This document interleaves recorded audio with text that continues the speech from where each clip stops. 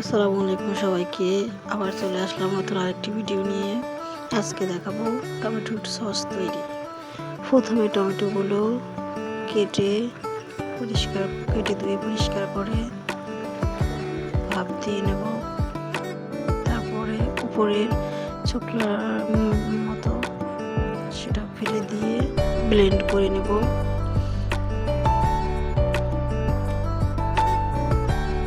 সাথে দিয়েছি 2টা বোম্বাই মরিচ,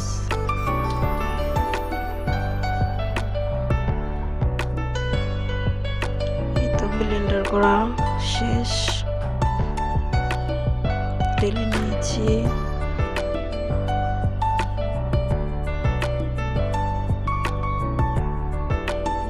এরপরে চুলাতে দিয়ে দেব।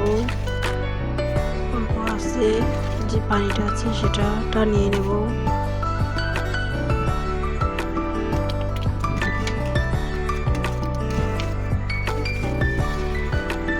তারপরে সাথে দিয়ে দেব 2 কাপ পরিমাণ ভিনেগার।